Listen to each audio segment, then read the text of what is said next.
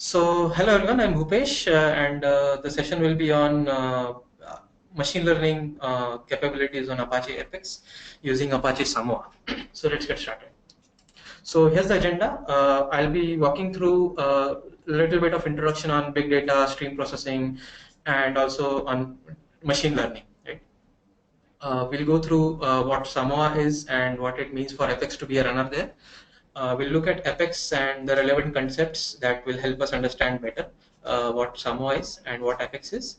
We'll look at the challenges and one of the case studies as one of the algorithms in Samoa, and then we'll conclude with takeaways.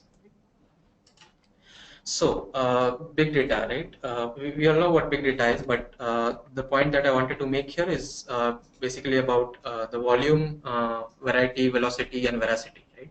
So, the definition is usually subjective as to what is or is not a big data, but basically, the one thing that is true in all the cases is that the processing is beyond the capability of typical commodity machines.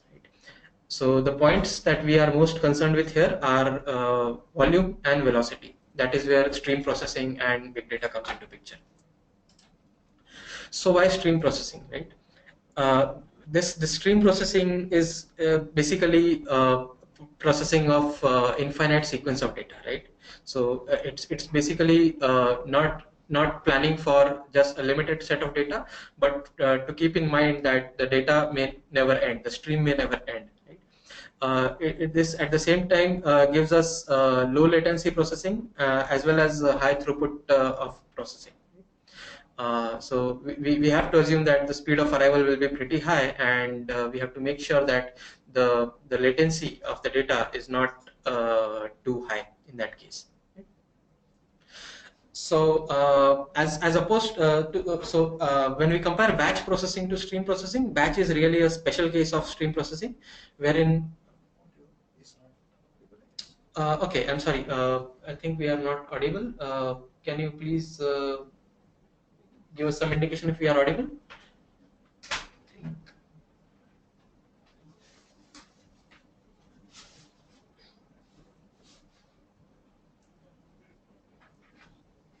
Okay, great. I think Girish, maybe a problem with your with your audio system probably. Can you just check? We'll continue.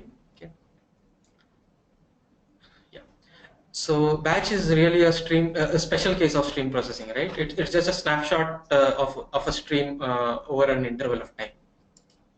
Let's go to machine learning. So I'll concentrate on the most common use case, which is a supervised machine learning. There we have a training set and a scoring set. So training data set is used to train or generate a model, and the scoring or the evaluation data set is usually used to check the accuracy of that model. Like if for unseen instances, how accurately our model predicts the real world, right? The case in such systems is that the model building task is usually one time or is very less frequently updated, right? And that gives us some advantages, like you can really go over all the training instances and try to optimize your model and come up with a very nice very detailed model which will actually be most accurate and will at the cost of complex algorithms, right? So traditional machine learning is batch oriented, and we usually have this kind of scenario where we have limited set of data and have to train on only that set of data, where the model will be used for some long period of time. The training data in that case has to be a representative data set of all the population, because if you go with a specific specific instances and build your model based on that, then it might not be able to predict the real world very accurately. Let's go to online machine learning. So the underlying assumption here is change, right? So, and online machine learning is has usually evolved to address the problem of concept drift over time. So whenever we are trying to model the real world, we have a limited set of data at our disposal, right? But the real world it keeps changing, right? and the concept drifts over time. And to capture this concept drift accurately, we need to update the model as frequently as possible, right? So that is the underlying assumption for online machine learning. But in this case, we have certain restrictions. Like we just have a single pass over the data. We don't get to look at a single data set multiple times. We don't have a liberty of making a lot of iterations over the data set, because this is a stream we are talking about. Again, there's the sublinear space and time per data item. The algorithms, for that reason, are not very complicated, and have to just decide based on a limited exposure to the training data. Right? And there we sacrifice a little bit of error for all the benefits that we get by updating the model in real time. Right? So we can just be we can just say that with high probability these algorithms will give us a very small error, and we can continue with online machine learning. Right? So here's a depiction of the actual online machine learning pipeline. We have two streams. One is a training stream, and the second one is scoring stream. The scoring stream is also referred to as evaluation or testing stream, wherein you get the new instances. The training stream will give you all labeled instances, right? And then you have an updatable model, wherein whenever you get a training data, you update the model, and when you get a scoring data item, you actually evaluate that particular item based on the current model. So anytime your scoring stream delivers a data point, you always use the latest updated model to evaluate it. Right? So this is what we were talking about in the last slide, where you actually use a latest model at any point of time. You don't have to worry about the updates and when you will actually replace your model by the latest model and so on. It's always updated. That's the thing about it. Right? So a good example for this is weather prediction. So when we have past days data which says, okay, this was the temperature, this was the humidity, and so on. So all these features we get, and we also get the result, whether it rained or it did not rain, and those kinds of predictions, right? So let's say we are trying to predict whether it will rain or not, right? So in a traditional batch scenario, we would collect the past days data and predict whether it will rain or not. But this prediction will actually lower in accuracy over a period of time, because we are not capturing the latest behavior of the weather in that case, right? So the impact of temperature and humidity like 10 years back is actually a lot different than it is today. Right? So in online sense, what it means is you continuously keep getting training data, you update your model, and let's say today you're looking at yesterday's data, but after today is done, after maybe tomorrow, you know what the result will be today, right? Was today, which means whether it rained or did not rain today, and you can use that as a training data item for tomorrow's prediction. Right? Let's go to what Samoa is, right? So Samoa basically stands for Scalable Advanced Massive Online Analysis. So based on the past slides, what we feel is a need for a platform which can do streaming learning algorithms, right? And at the same time is distributed and scalable. So Samoa is exactly that. It's a platform for mining big data streams. So Samoa comes with three great features. It allows you to develop new distributed stream mining algorithms on this platform. So it's a framework for that. It allows you to run these algorithms on a variety of distributed stream processing engines like Apache Apex, Apache Storm, and so on. And then you also have a library of pre-built or pre-coded streaming machine learning algorithms as part of Samoa. So Samoa is also a library, also a framework for defining new algorithms, and a framework for running those algorithms on stream processing engines. Let's look at how Samoa sits in the topology or in the taxonomy graph, right? So we know that Samoa stands in the distributed part of it. So just to give you a concept, Samoa is actually the same thing that Mahout is for Hadoop, right? So for batch scenarios in a distributed architecture, we may have the platform as Hadoop and the library or the framework as Mahout.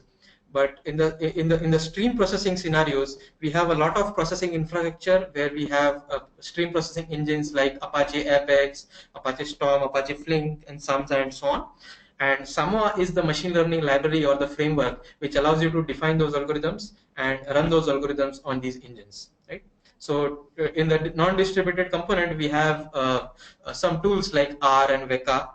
For in the streaming component, we have MOA, which is massive online analysis, and these are basically the counterparts in the non-distributed scenario for the distributed ones. This is the architecture for Samoa. At the core, you have all the algorithms and the API which is exposed by Samoa.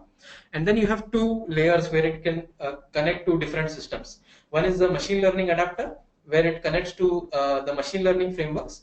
Currently, there's a single integration for MOA, which is massive online analysis. But for the stream processing engine adapter, the SPE adapter layer, there are a lot of engines that are already part of Samoa. So Apache Apex is one of them, and what it means is you can run all the algorithms that are there in Samoa on all of these engines without writing a single piece of code. Right? So you can directly just configure it to run on one of these engines, and it will run without you having to write a single piece of code. So this slide actually demonstrates the same thing that we saw in the last slide, only that it has different algorithms for ML and different stream processing engines for the SPE layer. Right? Okay. So why is Samoa important? It's kind of a Vora architecture where you write once and run anywhere. Plus, it gives you the flexibility to get away from the batch scenario where you have to worry about deploy cycles, you worry about taking your system down, update the model, and then restart your system, right? So there's no downtime, there's no complex backup and update process, and you don't have to worry about the update frequency, like how often you are going to update your model. It's always updated, right? At any point of time, you are using the latest updated model. So let's go into what building blocks are there for Samoa, right? We'll later see how these map to Apache Apex. So this is really talk about integration of Apache Samoa with Apache Apex, right? So we'll see how this works out. So for Samoa, there's the basic building block is a processing item, which wraps inside it a processor, right? And the processor is basically responsible for processing each incoming tuple. So all the processor has to do is to look at the incoming tuple, process it, do anything that it wants to do with it, depending on the algorithm, and then send out that tuple on the outgoing stream, right? And the stream is basically supposed to carry the data from one processing item to another processing item, right? And this is how you create a topology. A topology is basically an application in Samoa, and that application consists of a graph, right? Where you have nodes and edges. The nodes are basically the processing items, and the edges are the streams that connect one processing item to the other. So in this case, you can see how it is defined, how the topology is defined in Samoa. You create sources, you create source 1, you create source 2, which will define the left-hand side blocks, and then you generate stream 1 and stream 2 out of these two, and ultimately you create a processor join, which is the third block on the left hand side, and then this particular processor, the join processor, will actually consume the streams created by the previous two sources, right? So that's how you actually create a topology. And if you notice on the last two lines, join can actually connect to these streams in different ways, right? It's for the first stream, it's connecting as with a shuffle mechanism, and the second stream it's connecting with the key mechanism, right? We'll see what this means later, but for now just assume that it's basically some sort of saying to the upstream operator or the upstream processing item that I want to look at a specific subset of data, not all the data set, right? This slide actually tells you what are the components or what are the classes, what are the API interfaces that we need to implement in order to integrate a stream processing engine, right, for the SPE adapter. So for Apex, we had to implement the component factory interface, wherein we could create a Apex component factory. This allows us to create topologies, create entrance processing items, and create processing items, and create streams, right? And then we also implement the topology interface, which allows us to define Apex topology. And to that topology, we can add processing items and streams, right? And there are some other functionalities that some other interfaces that you need to implement for advanced functionalities, right? So here's how you actually run an algorithm in Samoa, right? It's very simple. You just clone a repository from Samoa. You build it using the maven command. The mvn -p option lets you define the stream processing engine you are building it for, right? So if you say -p Apex, it actually builds the code for running it on Apex platform, right? It will give the output of this maven package command will actually give you a jar file which is suited for that particular stream processing engine. And the last step, which is run, is basically invoke the Samoa executable and provide the parameter saying which stream processing engine do you want to run the algorithm on, right? Followed by the jar for that engine, which was actually the output from the previous maven command. And once you have these three things, you just specify all the parameters for your algorithm. In this case, we are running the frequential evaluation algorithm. And later on the next lines, we have specified some options, right? Like -d is for dumping the results from that algorithm. -l specifies which learning algorithm are you going to use. In this case, the vertical Hofstadter tree algorithm. -p here states the level of parallelism that you want. -s option allows you to specify the stream to learn from, or actually the source of the data. In this case, it's the HDFS file stream source, which looks at a file located in HDFS on this particular path. So we are looking at some ARFF file as a source of data, and using the vertical Hofstadter tree algorithm to actually train and run our pipeline. So there was a frequential evaluation mentioned on the previous slide. Here's what it means, right? For batch kind of machine learning, for traditional machine learning, the usual way to evaluate an algorithm is to divide it into 80-20 split. Use the 80% to actually train a model, and 20% what you do is actually used to evaluate the accuracy of your model, right? Because the 20% is not used in training, so you know that these are unseen instances, and you can actually you have to rely on this on the classifier to predict the result for those 20%, right? And that gives you accurate result or accuracy of your machine learning algorithm. For streaming tasks, you don't have a very well-defined procedure for that, and you can't actually use the traditional one like 80-20 split, because it's a never-ending split. It's infinite data, and you don't know what 80 and 20 means in that case, right? So what you do is an interleave test then train model. For every incoming data point, you first test on the model, on the existing model, and once you have done that, you use that accuracy to add on to what accuracy the model is giving, and then you train on that particular same instance, right? So every time I get a new incoming instance, I test on that, update my accuracy, and then I train on that model. Train using that instance and update my model, right? Once I keep doing this over a period of time, my model will be actually updated and will start giving better and better results, right? And over a period of time, that accuracy will actually saturate to some particular level, and then I can say, okay, that particular accuracy is the actual accuracy of my model at that point of time, right? That accuracy may change at a further point and was different at a past point, but all I'm interested is what is the accuracy of my model at this particular point in time, right? So that is the thing about stream. That is the difference with streaming algorithms, where you don't actually have a final result. You always have updated results at every point of time. Okay, so let's wait for some questions. So yeah, there's a question. The question is, what is topology in this context? Is that the data flow between sources being redirected to a destination?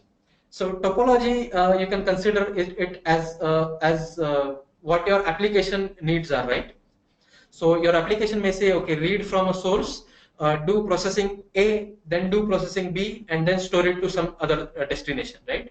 So in this case, my topology is composed of 4 operators or 4 processing items. The first one is supposed to read, the last one is supposed to write it to some store, and the between two blocks, which is A and B, are supposed to do some sort of computation on that particular data item, right? So this is nothing but my topology, and my topology is actually what my application logic is, right? It's basically a graph saying after computation A, do computation B, and then computation C, and so on. So that's the topology. So you are kind of right. It routes the data from the sources to the destination with some processing in between. Okay. Moving on, let's look at what Apache Apex is, right? So differentiated from Apache Samoa, it's actually a stream processing engine. Samoa is just a framework to define algorithms, right? But Apex is actually an engine. It's highly scalable and performant. We have seen single-digit millisecond latencies end to end, right? And also it can scale to billions of events per second. It's completely fault tolerant. There's no manual intervention there. The recovery, if there any is in a distributed scenario, we have to assume failures, right?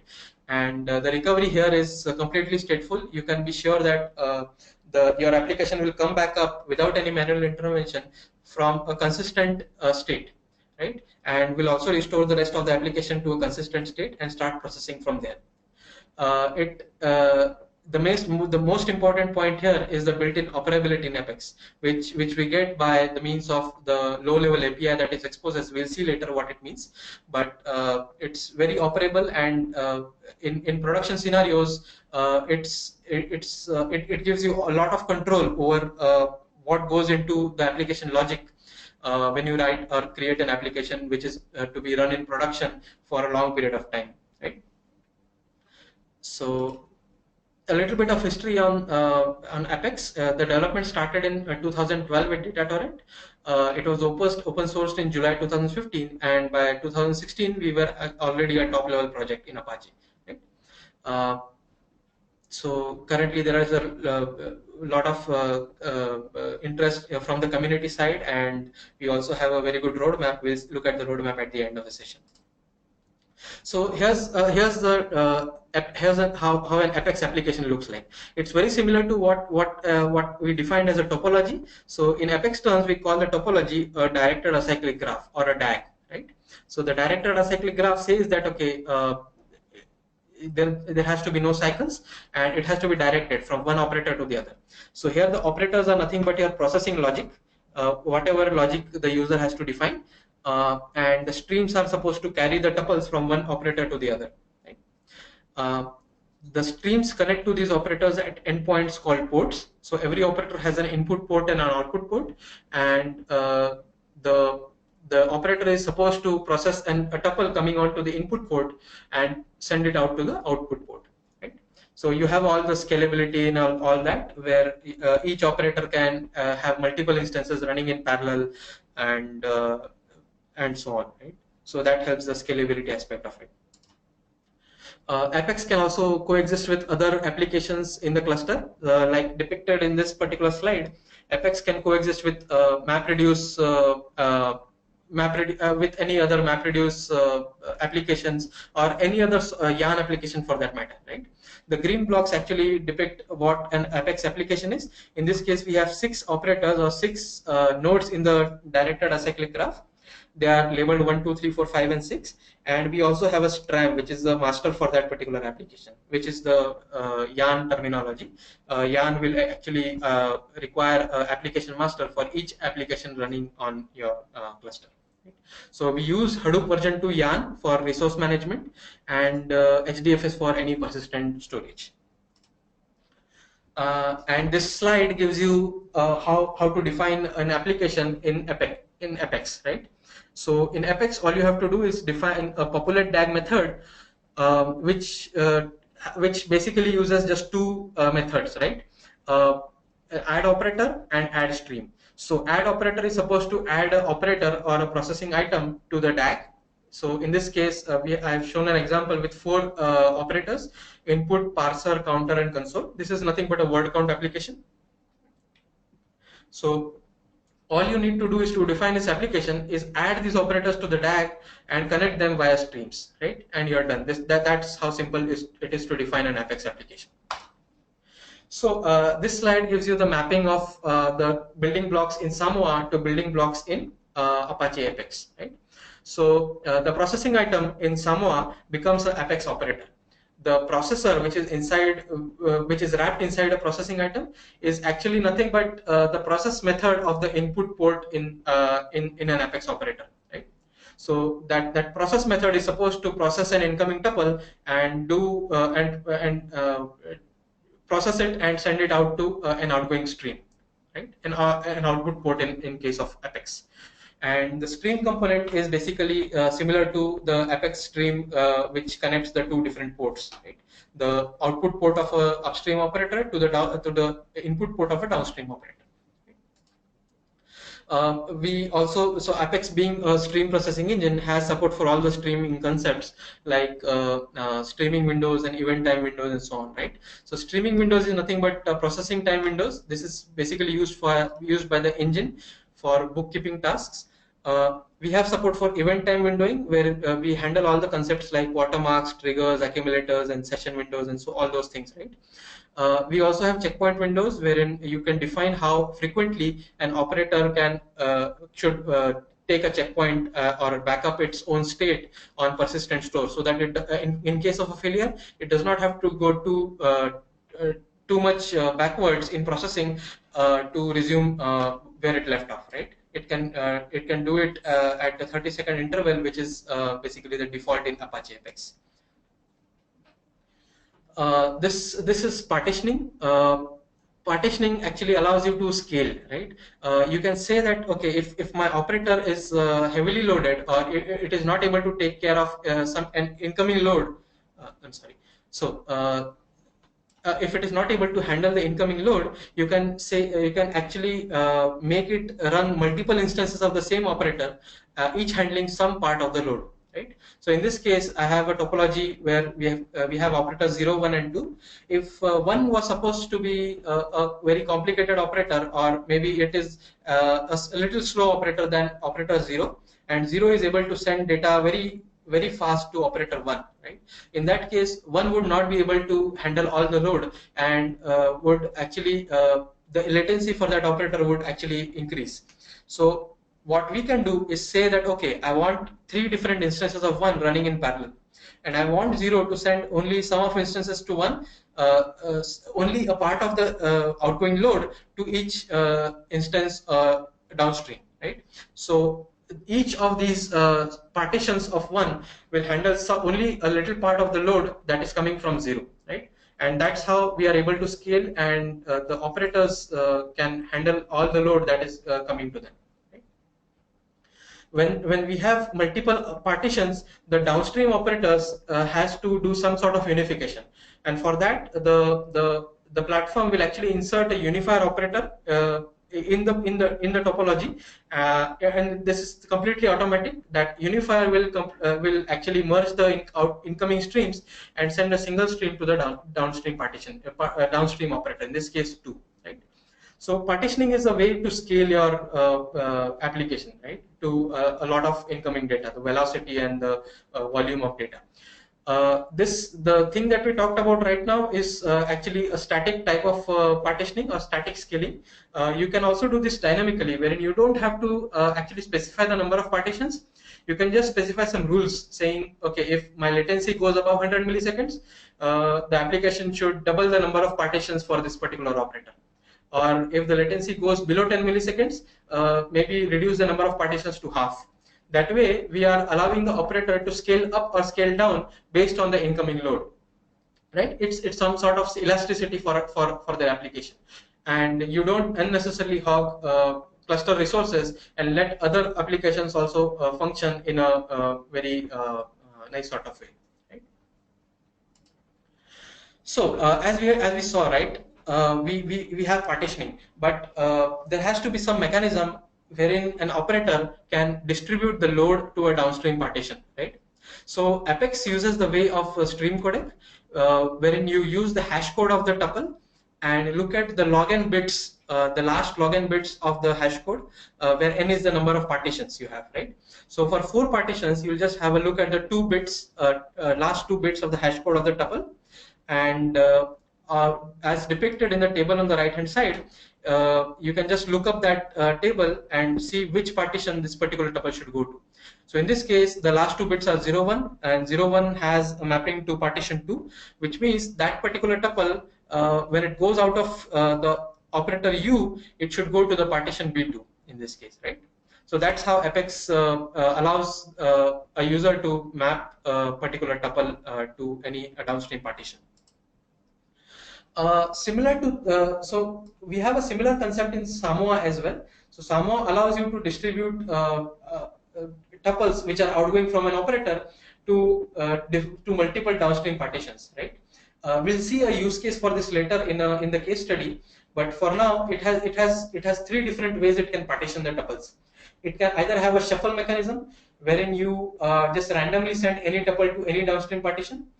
You may have a key-based shuffling, wherein you send the tuple based on a key. So every time the key you get the same key, the tuple goes to the same downstream partition, right? So it's a key-based partitioning. And then you have a all-based partitioning, wherein you send all of the outgoing data to all the downstream partitions. You don't do any sort of partition of the data as such. You send all of the data to all the downstream instances. To handle the first kind of shuffling, which is the random splitting of the data, Apex uses it's a default in Apex, right? It uses the hash code of the tuple, and tuple is composed of all the different components. It is usually a very random sort of way the hash code is going to be there, right?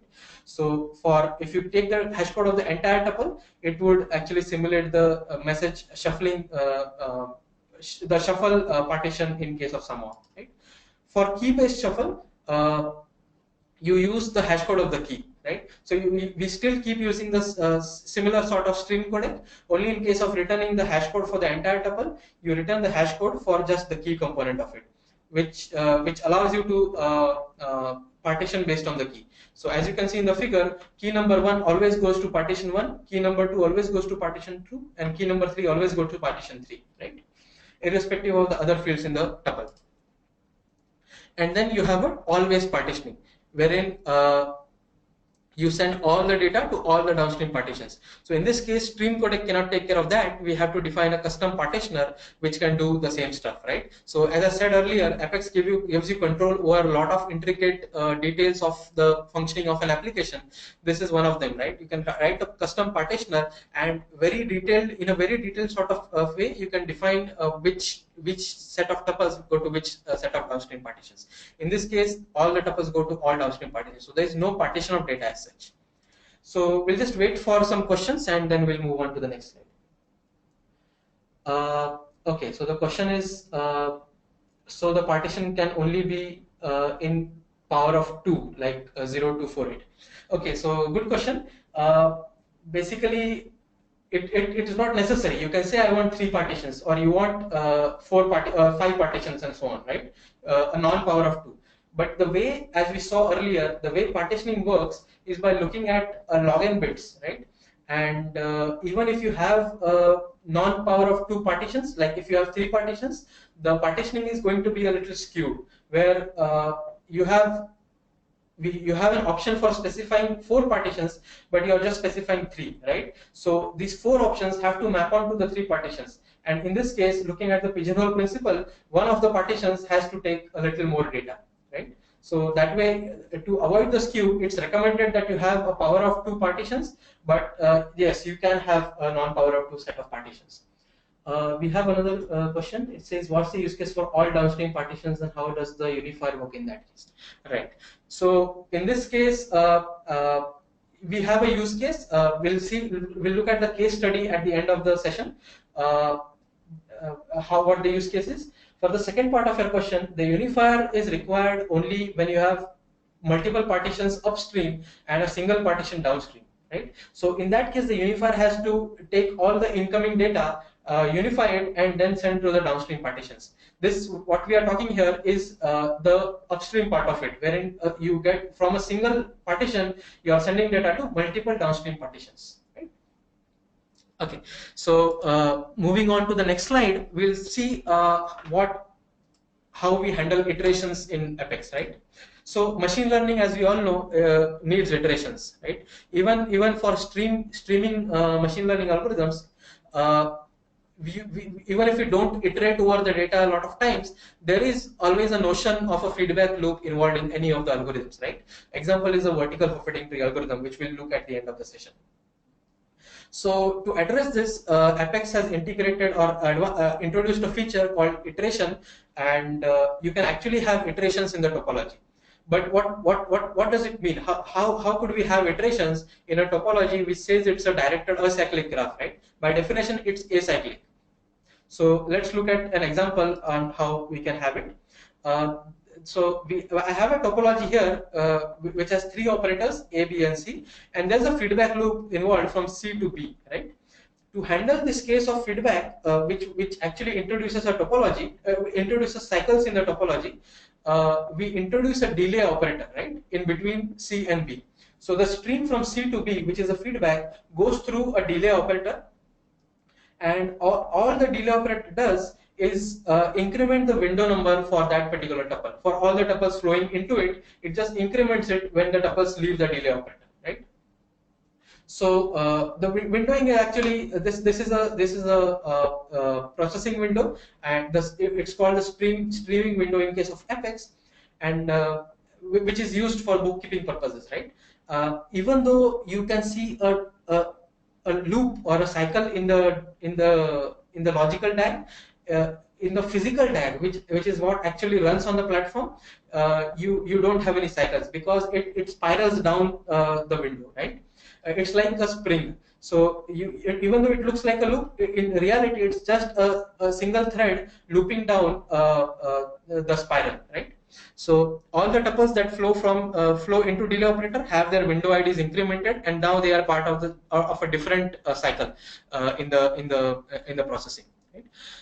To handle fault tolerance, the delay operator has to do a little bit of stuff, wherein it has to fabricate some tuples at the start of processing, right? Or even at the start of recovery, wherein you don't have any data flowing for that particular window. Right? So all that is actually implemented in the platform. For introducing loops, all you have to do is just introduce the delay operator in the stream, and you're done. It would work fine for any topology which has cycles. So we faced some challenges while integrating Apex with Samoa.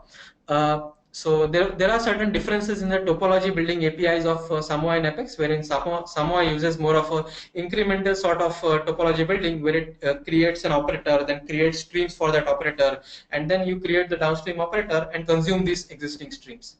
For Apex, it's a different way around. You do it in a more breadth first form of manner, wherein you introduce all the operators and then you just connect those operators using streams, right?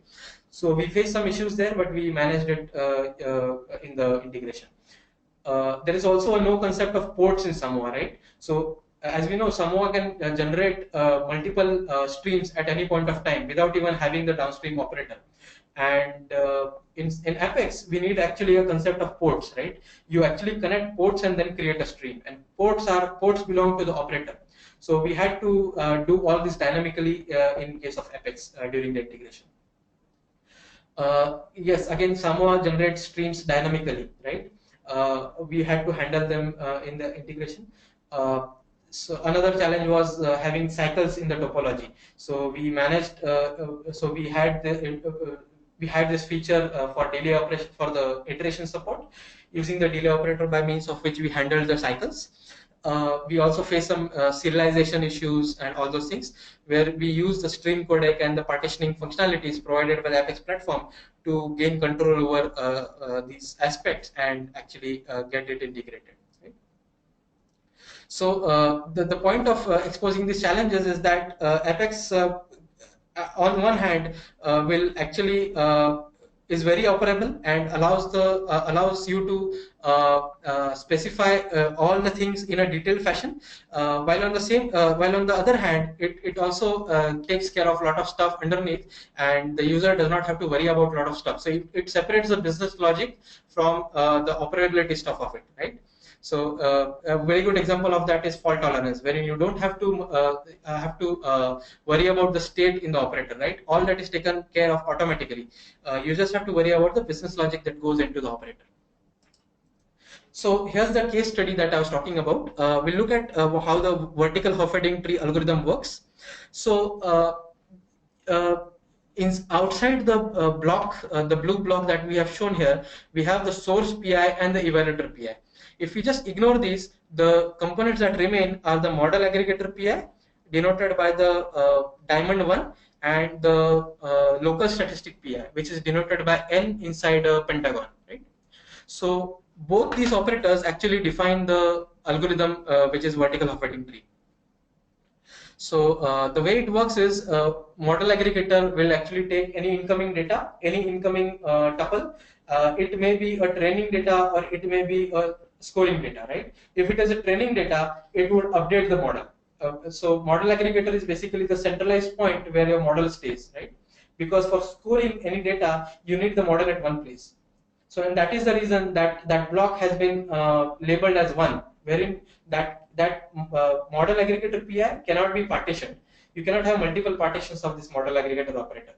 At the same time, local statistic PI, it's labeled with the labeled as N, right? Which means you can have a lot of instances of that particular operator. You can have multiple partitions of local statistic PI running in parallel.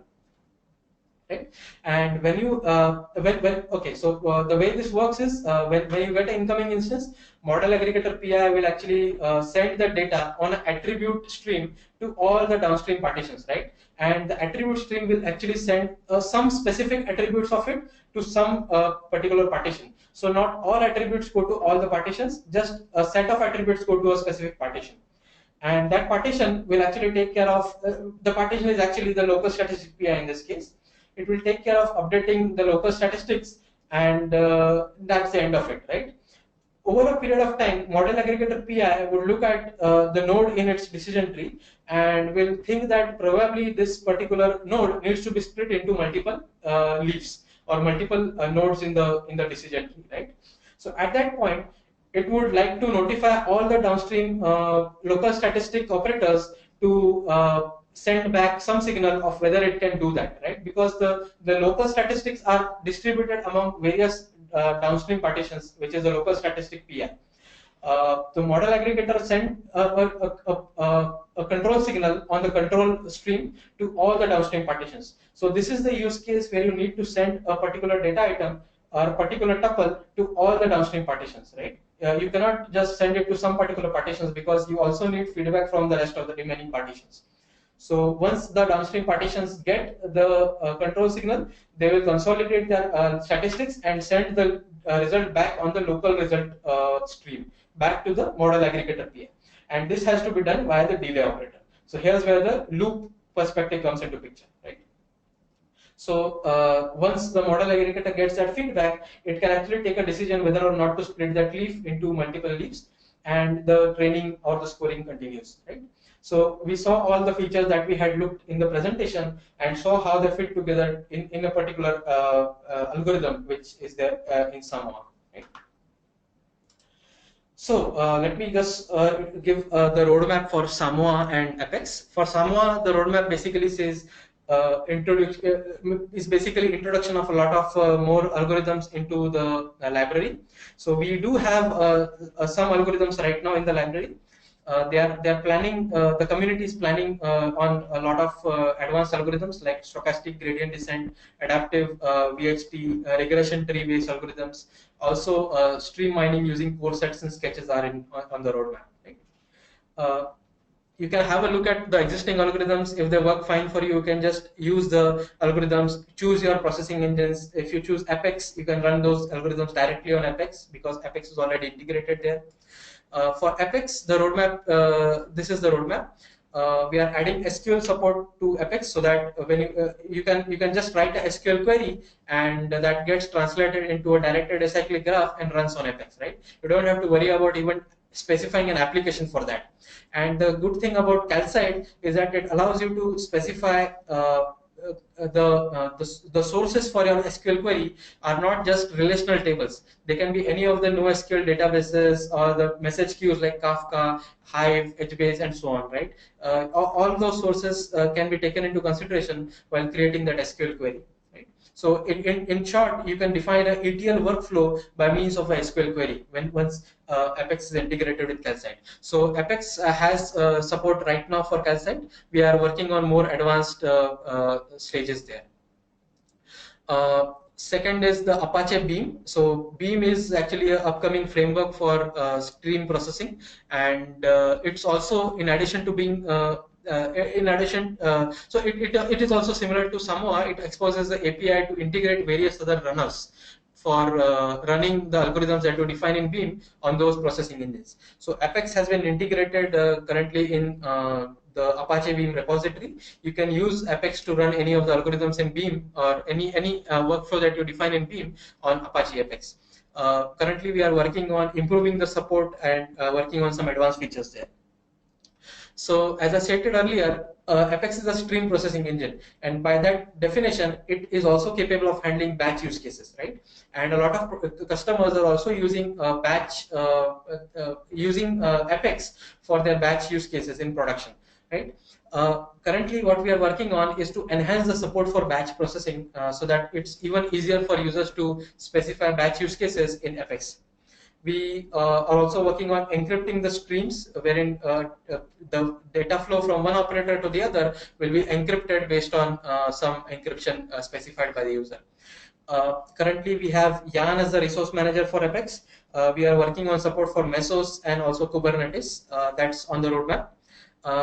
We are also working on having Python as a language for specifying the operator and the API, operator logic and the application API. So as you know, currently Apex has support for very good support for Java, and also some support for Scala as well, since it's a JVM based language. Python would the Python support will actually help newcomers or beginners to define quick workflows in Apex and get themselves started with Apex, right? So that is one of the advantages for Python. Also, data scientists tend to use Python a lot, and that would allow them to specify all of their computations by means of a Python API and run them on Apex. Other changes that we are working on are replacing the runtime operators in an Apex DAG. So currently, you can do that. You can actually connect a new operator in the DAG or remove an existing operator from the DAG. This point is for actually working on what we are working on is replacing an entire DAG while runtime, right? You don't have to actually kill your application. The application stays the same. All you do is replace some of the operators, or maybe change the entire topology of your DAG. It would also allow you to schedule some DAGs one after the other in the same application. And we are also working on some dynamic changes to attributes. So you can change the properties of the operators currently, but for changes to attributes, which are really engine-based features, we are working on changing them dynamically in the running application. So the key takeaways are Samoa is a good streaming machine learning framework. It's one of its kind. It's the first one, and it brings a new set of streaming machine learning algorithms into picture. Right? You can do all by means of this integration. Apache Apex can now do machine learning, and iterative processing support in Apache Apex enables this machine learning, all the different kinds of machine learning type of applications to run on Apex, right? And now Apex is another runner for Samoa. Okay, so that's all for now. I have specified some resources here. You can have a look at these resources, look at the presentations on both Apex and DataTorrent channels on SlideShare. Have a look at the DataTorrent channel on YouTube. There are a lot of webinars and lot of presentations there. It would help you to get started with Apex and also learn more about Apex. Right? We'll just have a look at any if there are any questions, and then we'll end the presentation. Okay, so we have one of the questions. The question is, are there any major artificial intelligence or machine learning platforms from Microsoft, Google, etc., that use Apache Apex or Samoa? So basically, the Apache Apex and Apache Samoa are basically open source projects. So Samoa is a framework for defining machine learning algorithms, and Apex is a platform for running those algorithms, right? So I'm not sure about IBM, Microsoft, because a lot of platforms from their side are proprietary as well. As far as open source initiatives go, we have stream processing engines like Apache Apex, Apache Storm, Apache Flink, and so on. For machine learning, and in the streaming machine learning scenario, we just have Samoa for now. In the batch use cases for machine learning, you may use Mahout, which is available under Apache, but for streaming, you just have Samoa for now. Right? So another question is, is there a practical example for the loop that would result without delay operator? Model aggregator receives the feedback without delay, and how delay operator avoids it. So the concept here is that Apex does not allow loops. Apex, by definition, it's a directed acyclic graph, right? So acyclic means you can't have cycles. Delay operator just allows you to enable cycles in a graph. So that's all what delay operator does, right? So it's not specific to the algorithm as such. So the model aggregator would actually receive a feedback loop always, irrespective of the stream processing engine. The only difference is that Apex you will need to specify a delay operator. For other engines, you may need to do something else, right? It's just a way of defining an iteration in a topology, right? Okay, so I think we have answered most of the questions, and we are almost at the end of the session. We'll stay online for a couple of more minutes, and then we'll end the presentation if there are no questions. Okay, thank you. The presentation will actually be available on SlideShare, and the session is recorded and will be available on YouTube, the DataTorrent channel on YouTube. Okay, thank you.